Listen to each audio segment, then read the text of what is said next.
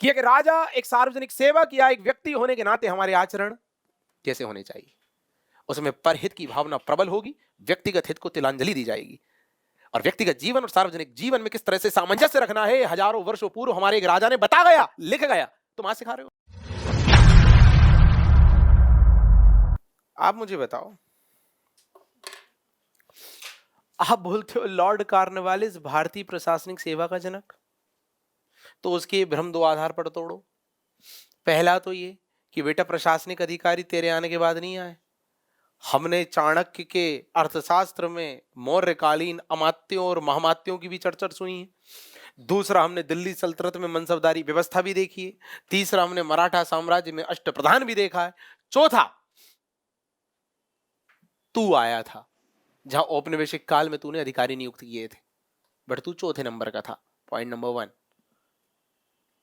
Point number two, जो तेरे अधिकारी थे वो केवल राजस्व संग्रहण का काम करते थे, सीमित काम करते थे, इसलिए नाम पड़ा कलेक्टर, जो कलेक्ट करे। बट हमारे अधिकारी शुरू में भी और तुम्हारे जाने के बाद भी व्यापक संकल्पनाओं को व्यवहारिक रूप में लागू कर रहे हैं। वो स्वास्थ्य भी देखते हैं, शिक्षा भी देखते हैं, बहुआयामी संदर्भों में राज्य की प्रगति का निरीक्षण करते हैं सर, और उसमें अपना योगदान देते हैं। राजा के मुख्य सलाहकारी होते हैं, डिसीजन मेकिंग में शामिल होते हैं,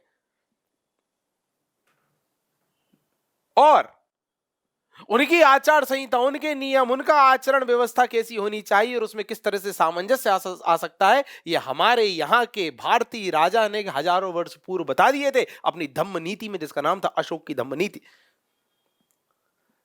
जिसमें अशोक ने बताया था कि धम्म कोई धर्म के सिद्धांत नहीं, अपितु धम्म एक आचरण की व्यवस्था है।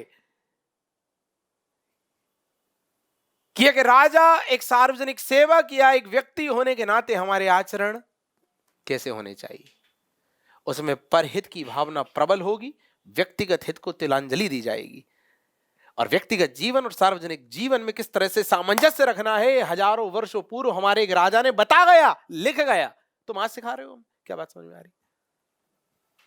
तो हमारे यहाँ की लोक सेवा तुमसे पुरानी है, नंबर 1। हमारे यहाँ की लोक सेवा तुमसे व्यापक है, नंबर 2। और हमारे यहाँ की लोक सेवा तुमसे ज्यादा सामंजस्यकारी या अनुशासित है अपनी आचार संहिता के माध्यम से, नंबर 3।